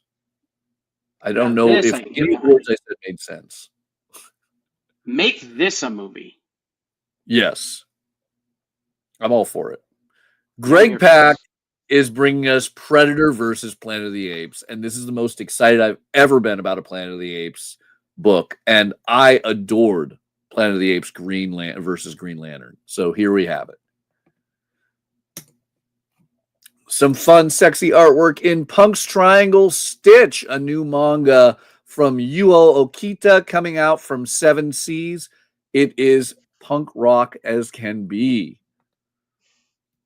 Then, for those who need a Silver Surfer book for their youngest readers or youngest readers at heart, Little Golden Books is giving us an awesome Silver Surfer book that you can read by yourself, with your kid, or just give to your kid to learn reading.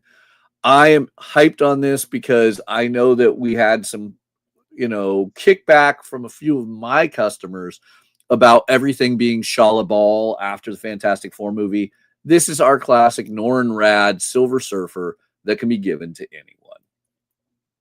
If you don't like Shala Ball, you're wrong. Well, I love it because I get the best of both worlds. I can get a little golden book of Norrin Rad, and then I can enjoy some more Shala Ball with that Fantastic Foes of the Fantastic Four with Ryan North. Yeah, there's no reason to not like them both, but if you don't like Shala Ball, you're doing it wrong. personally, I don't care who's on that cosmic surfboard, whether it's Doctor Doom, Carnage, Shalabal, Norrin Rad, or Human Torch. I'm gonna love it. This is what I'm saying. Yeah. All right. If you want a good way to celebrate Pride Month, it sadly doesn't come out until July, but I think you should celebrate Pride Month by ordering Sora and Haina. This is a really cute girls love manga about a girl who hides the fact that she has a love of women by saying she has a boyfriend. Unfortunately, she doesn't have a boyfriend. And she bumps into an upperclassman from another school who isn't all that good on her grades. So they make a deal. Sora is going to help Haina get the A's she needs to pass high school. Haina is going to help Sora find a boyfriend. And by find a boyfriend, I mean they're both going to find love in an unexpected way together. It's clearly obvious, yet absolutely exciting, as this webtoon series gets a great manga adaptation. I want to say this is a Korean webtoons piece. Yeah, it's a Korean webtoons piece. Great Yuri manhwa. Weird to mix Japanese and Korean in that title, but one way or another, some fun girls love that I think everyone can appreciate. Gary Dugan is once again reminding us red shirts always die. The newest Star Trek Red Shirts miniseries gives us the ghost of the 21st century as Gary Dugan gives us a tale about those unfortunately completely expendable characters from the Star Trek universe, making them the focus of a brand new tale. I'm hyped on this. I loved the first Red Shirts miniseries. I'm all for more. And if you want to get a little foot loose, Kyle, how about the weirdest way of telling that tale? It is a world where dancing is forbidden. But in this fantasy realm, dancing is the only way to defeat a paranormal entity. To dance the moon and stars gives a very classic tale of you can't dance, but you need to. I think this one's going to be really fun. So you're telling me John Lithgow is paranormal now? Yeah, there it is. That was so bad. I am frozen by that line. That was well done, Kyle. I've lost it. I've lost myself. This is our worst show ever. I cannot handle being live right now. To Dance the Moon and Stars is a new piece from Tasha MS and Barbara Marquez as we get a very diverse tale of Footloose with a beautiful Indian vibe to it. It is an original graphic novel coming from Random House Children's Books and Joy Revolution, and it just looks amazing. It is going to be both available in hardcover and softcover on the same day, as you can see there. And this is just a wonderful looking piece with a great concept because, look, we all needed a new Footloose for the 21st century. To help Matthias out, because I did derail the whole pitch, this is if Footloose was made in Bollywood with a supernatural tint. Okay, so think about that and think about the people in your life who maybe would enjoy that type of storytelling in that type of way. This is for them. And again, anybody who's like, stick it to the man, we're going to dance if we want to. That's Men in Hats. But this is Footloose. I'm trying so hard to just break out laughing. That was so well done. All right, so my last big one at PRH this week is a what if question. Because what if Jessica Jones had been bitten by a radioactive spider? Push Peter Parker out of the way. It's a Jessica Jones Spider-Man tale, and I cannot wait to see our key star of Alias fighting the Green Goblin. Wonderful new piece from one of my favorite novelists, Justina Ireland, once again back in the world of comics. This is going to be a fun one. So all Jessica Jones has her Jessica Jones powers, plus she has her Spider-Man powers. I don't want to know what happens when somebody she loves gets thrown off a bridge. That's all I'm saying. I mean, it's Justina Ireland. I am so for that tale. All right. Now let's pop on over to Lunar because we did Penguin Random House in 10 minutes. That gives me about 20 minutes, if I got it correctly, to get through Lunar, and I don't know if I can do it. Kyle, you got to help me on this. Let's start it off with Absolute Batman 22. We're getting the origin of Absolute Harley Quinn. Not only do we get a continuation of more of those tales of our unique Absolute Robins and the darkness that is Arc M, we're getting the origin of Absolute Harley Quinn with some amazing Harley and Robins covers right there. And if you missed out on the first appearance of Absolute Harley Quinn, Absolute Catwoman, and Absolute Joker, they all make an absolutely amazing collection with Absolute Batman hardcover and softcover volume 3, giving us issues 15 through 18. Actually, so it won't have the first Absolute Catwoman, Absolute Arc M, and Absolute Annual 2025. If you're tuning into this show and you need us to tell you still to this day to go to your local comic shop and pre-order your Absolute Batmans, you must have been under a rock, okay? It always sells out. It always does. Always. So you don't need us to tell you anymore. You should just be doing it. Hopefully your store still has copies of Absolute Catwoman. We will tell you about the essential that you call and order Absolute Catwoman, because that one's new. Yeah. Mirka Andolfo, John Boy Myers, Lyrics Lee, and Bengal all doing covers. I need every single cover of Absolute Catwoman #2, which means my shop's going to be likely to sell out even quicker when I'm buying 4 copies of the same book. Reach out to your local comic shop. Not only let them know you want the books, let them know which cover you want, especially if you want multiple covers, so they don't sell out because you bought everything off the shelf. It is an amazing way to guarantee you're going to get these amazing things. Oh, now I need a 5th cover. There's a 1 in 25 by Eric Haniti. This is beautiful. One I'm going to do that even worse on right now is Aladdin. I was talking with Kyle about this. I don't think that I need more Aladdin. We had multiple Aladdin movies, both animated and live action. We had a great animated series. I think I know every story about the young Alibaba and his relationship with Jasmine, his flying rug, and that wonderful big blue guy they shove into a lamp. And yet, in the same, with James III writing it, the same James III who has brought us wonderful films and television and the Stitch series from Dynamite, you have my attention. Throw in a Nicoletta Baldari, a J. Scott Campbell, and a Nacha Bustos cover. Yep, I'm buying multiple covers on this as Aladdin gets a new series from Dynamite.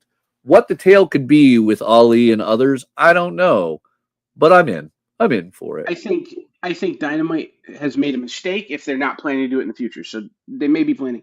But the fact that James III isn't writing in a Pooh story, like as a standalone book, because this is the guy who did that wonderful work with Lilo and Stitch, with just Stitch. Do just a Pooh. Nikki, call me. You can have the idea. I just want copies of the book. There it is. Mystery blind bag once again coming this way. And man, I just want this blind bag as the cover. That is a beautiful design work right there. It's a good design, yeah. All right. Then Altered States Warlords #2. We are getting John Carter arriving on Barsoom. And for this run, he is not the first human of Earth to come to the Red Planet.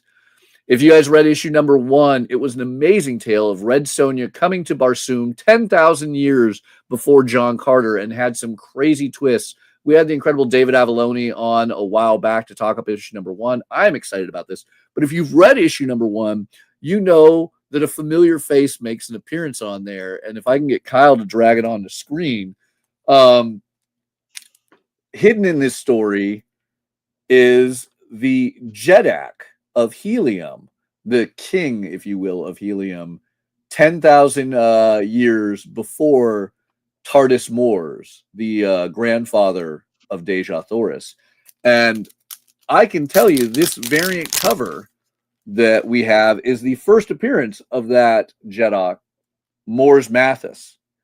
A familiar looking face on there, if I do say so myself. And I hope that you guys all grabbed Altered State Warlords #1 from your local comic shop. Hopefully you can still grab one of the many amazing covers. But if you would like this cover with the first cover appearance of Jedak Mors Mathis, you can buy it at the URL that I hope will be on screen in some way, shape, or form. It'll be in the chat.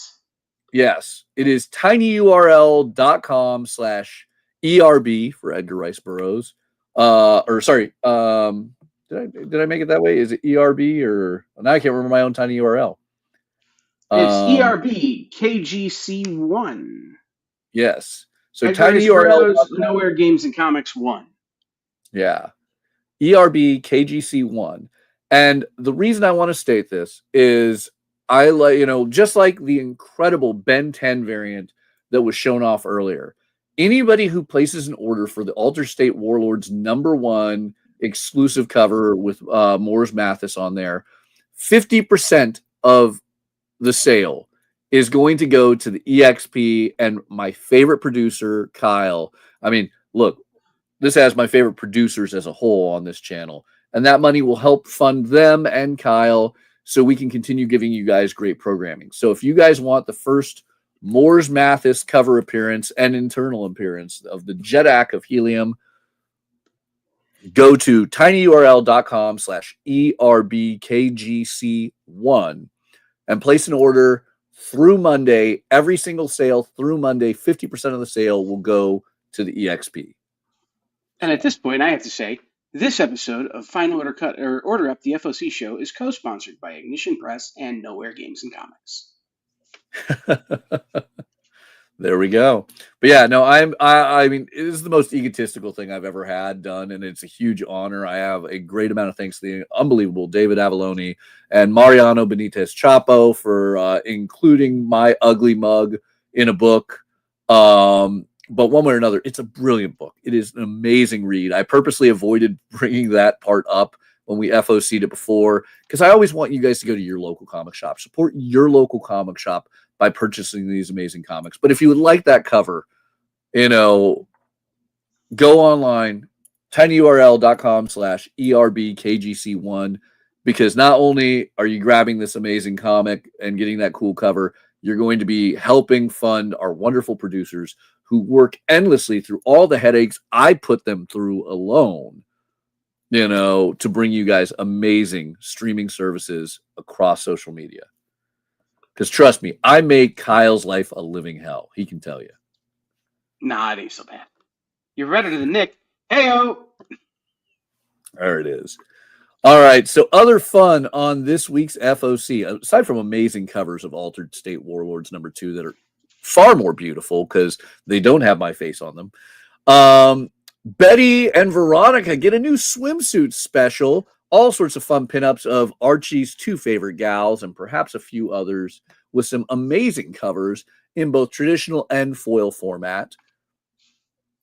The wonderful Joshua Dysart, a regular guest on the show, brings a wonderful one-shot about a big banana. Yes, a big banana. Banana #1 is a one-shot story with stunning artwork by Kevin McGuire about a big banana who is a sex symbol, a race car driver, and a superhero of sorts. The most ridiculous concept you can imagine as a comic. That Mike Allred kind of throwback to the covers of the 70s there, where you've got him. There's your Chris Pachalo, but that Mike Allred the A cover is so perfect for this book. Yeah, I mean, personally, I cannot get over the life of this Linnell Yu piece. It just brings me like a desire. Very weird. It's very weird. Yep, even a glow in the dark cover. So yeah, all sorts of fun. Banana #1 done in one shot. I'd be remiss if I didn't say go to a comic shop and pick up banana. Banana. All right. There's even a wonderful cosplay cover featuring all those bad idea fellows like Sienna, Dinesh, Peter, and more. All sorts of fun. All right. Barbara Gordon Breakout. If you are not reading this book, orange is the new black in Gotham. And Barbara Gordon in prison is everything I never thought I'd want. But damn, it is good. So now, as we get a flashback away from the prison to show our wonderful Bat family, this is going to be a must-have. If you haven't been grabbing Barbara Gordon Breakout yet, go track down issues number 1 and 2 from your local comic shop. Second printing is available of number 1. And damn, is this title good. Mariko Tamaki is knocking it out of the park. Some great covers for issue number 3. Ben 10, as we said. Well, actually, first, Batman Dark Knight Returns. Look, there's a million ways to get this. Hardcover, trade paperback, single issues, facsimile edition, reprints. But for the first time ever, we're reading this classic promotional artwork from the 1980s on a purchasable physical form in the way of this new trade paperback for $17. We just had a deluxe edition hardcover. We had a $10 compact edition, but man, this is the copy I want to own. Ben 10, you want to remind everyone one more time, Kyle? Ben 10, our wonderful, wonderful exclusive. ESP. Yeah, we do have a Ben 10. We have our Ben 10 number 1 exclusives by Jay Fosgate. We have our Ben 10 number 2 exclusive by Eric Canetti, the ultraviolet version. When I say it fast, I say ultraviolet, and that's not right, but could be. Ultraviolet version available on theexplive.com. Go check them out right now. Awesome. Yeah, it's Ben 10. Everyone loves it. All right. A lot of great continuing series. Definitely make sure you go check out lunardistribution.com. And we'll take moments to talk about things like the Cimmerian is back. These are the uncensored Conan stories that not only have the original Robert E. Howard prose in the back of it, they are faithfully adapting those stories. If Conan cuts somebody's head off, if there is a naked person, if there's a sex scene, it's in this Ablaze comic. So we have Cimmerian, Zuthal of the Dust, the tale of Conan and a young woman traveling through the desert to stumble upon a beautiful hidden city, an oasis of sorts there. If you're excited about the upcoming Clayface movie, you're going to want Jude Ellison Doyle's Clayface Celebrity Dirt, a new 6-issue miniseries that is going to be far from the goofy fun that is Clayface in the Harley Quinn TV series. This is going to be dark. It's going to be twisted. It's going to be Jude Doyle. It's what you should expect. This is going to be crazy and haunting and everything to get you ready for that film. Then, The Cosmic Kiss, Caper, and Other Stories. It's a collection of all the Batman, Deadpool, and Superman, Spider-Man, DC tales, and the first time in print you're ever going to get the Flash, Fantastic Four, and Supergirl Blade, the digital-only previously tales of crossover with DC and Marvel. Hardcover and softcover available.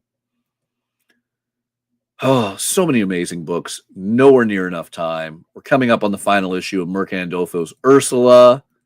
We have a new take on Do a Powerbomb, Black and White by Daniel Warren Johnson, reprinting the classic 3-issue miniseries from Image Comics. The classic miniseries from Image Comics, now in black and white with all of Daniel Warren Johnson's beautiful inks. If you got the news, the unfortunate news that the Doctor Who Christmas special has been canceled and that Moffat is off Doctor Who, I'm sure you're sad waiting for new Doctor Who news. Well, here's some right here. Dan Waters is bringing you a new 2-issue Doctor Who miniseries, Circuit Breaker, with one of the most underutilized doctors out there. I'm in. Anytime we get the Doctor versus Daleks, I'm in. Yeah, Doctor Who fans, we've been through this before. Read the comics, read the novels. There's always Doctor Who, even if it's not the show. Okay, quickly, we need to address Dungeon Crawler Carl. I know we're going to talk about it more later, but we need to address it because we got a question earlier. Guys, if you got the graphic novel, this is book 1 from that graphic novel. This is also a reprint of the free Comic Book Day book. They are all one and the same. So, your deal with this one, pick up the cover you like. That's the story here. Whatever cover you like, that's the one you're going to call your local comic shop and order if you want to buy it again. Yeah. If you have the graphic novel, you have this story. If you have the free Comic Book Day book, you have this story. But you don't have it with these amazing covers. So if you are a cover buyer, I'm going to be buying them all. Also, if you back the Kickstarter, you have this story. So just know that that's what this is officially. There it is. My wife will kill me if I don't buy it. All right. Exquisite Corpses, Rascal Randy. Did you finish Exquisite Corpses issue 13, the first season of Exquisite Corpses? You know a twist about this. But otherwise, this is a prequel story talking about the last kills of Rascal Randy before Exquisite Corpses season 1 starts. Done by the incredible Tyler Boss, this is going to be a crazy tale of insanity with the most haunting figure, in my opinion, from Exquisite Corpses, some dark, twisted covers, some amazing storytelling to be had. I'm all in. I need more. I cannot wait to see when we eventually get Exquisite Corpses issue 14, but to hold me over, all 5 of those issues are amazing. I just hate that the Brett Bean cover is a 1 in 100, and there's not a lot of stores that are going to get it, but I want that cover. Whew. We get Fire and Ice back with a new one-shot, Fire and Ice Dark Wolf, featuring our wonderful protagonists and some amazing covers by top-tier artists. Flash Gordon not only has a new issue, but a trade paperback adapting the classic film with the comics from the 1980s. Bruce Jones, Al Williamson, and yes, it's a Sam Jones film. Love it. Free Planet, Fury of Firestorm, Future Is, so many amazing books. Facsimile of Green Lantern 49, my favorite Green Lantern cover ever, though I don't know why we need a facsimile of a book that you can very affordably pick up. So many amazing things. A lot of them we're going to talk about key parts in our top 10, but really take the time, flip through everything. Love is a Foreign Language, an amazing tale of Canadian and Korean love, getting a deluxe anniversary edition. M1 Monster Racing League, if you didn't grab this already, it's in stores now, and a second printing is on order with a beautiful new cover. Mask, it's in stores now. There's a second printing and number 2 on FOC with some stunning covers. And, of course, Mega Man, Murder Drones, Megalith getting a 0-issue prequel if you haven't already grabbed number 1. So many amazing books. I wish we had the time to talk about all of this, but we're rushing through it. Grab the incredible Chuck Dixon Spy Bunnies if you want some vintage, like totally spies in the 1960s fun. Supergirl, movie on the way. All sorts of fun to be had here. Tankers, Thundercats, Transformers, and more. Billy West fans, you love his voice in every cartoon out there. Read Voice Versa, a wonderful book about Billy West's actual experience being the voice actor you love and adore. And catch up on World Tree, Witchblade, and more. This is a full week. Check out lunardistribution.com. Look at all these things, but we got to get to the top 10. Quickly, right? Because we have like a few seconds before we hit the top 10. Xanar and Mr. Tuxedo is a book that I've been familiar with for a little bit now, in that it comes from some European storytelling, think Tintin, think other Euro cartoony comic book sort of things, except way more unhinged and with a lot more manga influence than maybe Tintin and some of those things had. So if you're into that kind of stuff, maybe read the solicitation, check it out. And if you think I'm not crazy, call your local comic shop and order it, because I already did. Oh yeah, Xanar and Mr. Tuxedo. This is a great one to stock for all ages, believe it or not. A very The Amazing World of Gumball-esque, enjoyable. Yeah. Film. All right, let's get to the top 10 and start off with an honorable mention, Ladies of the Night.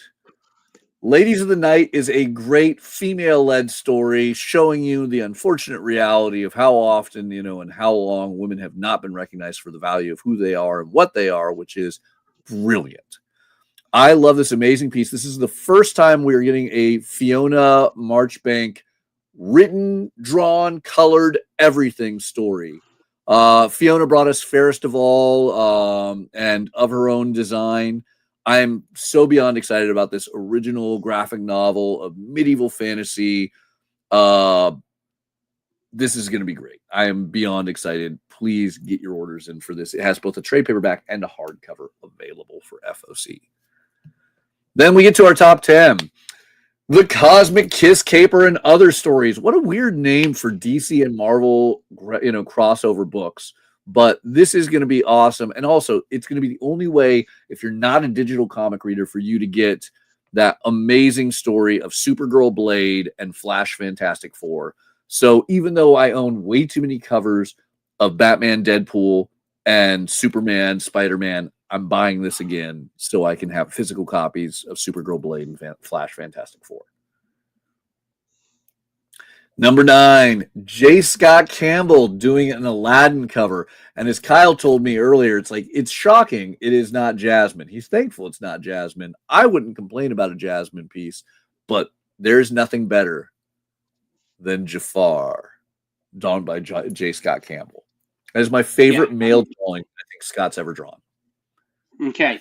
Apu and Iago go on adventures. Call me Dynamite. I'm just saying. Drawn interiors purely by J. Scott Campbell. Yeah, sure. All right. Avengers Armageddon. I got to give so much love to Chip Zdarsky's incredible sense of humor. He always makes me laugh, and this does it perfectly. The classic homage to that Captain America annual being redone with some great smiling faces by Chip Zdarsky. This is the Avengers Armageddon I want. I love this. I hope he does these Chip Zdarsky smile covers on a million different books. I just hope he makes it easier to tell what they are. Yes, that is the annoying reality. It reminding me of those Disney homage variants. Okay. Another one that is quite the homage, a Halloween, if you will. The Horror of Godzilla gets Tunica doing an incredible movie homage to Halloween. It's crazy how well Godzilla's face lends itself to a pumpkin. But I think that one will be a high demand book. What was? Do a Power Bomb. Look, everyone loved this book when it was coming out, but there are a million more Daniel Warren Johnson fans out there now than there were when this originally released. Now is your chance to finally read the legendary Do a Power Bomb and get to enjoy it in its original black and white inks with no color additions. You get to see Daniel Warren Johnson's like owning the original artwork, and there's a dozen great covers, many of which, if I think not all of them, by DWJ. So I'm going to personally use this to reread the series, even though I own the original issues in the trade, because damn, I'm excited about this. Daniel's art is like nothing else.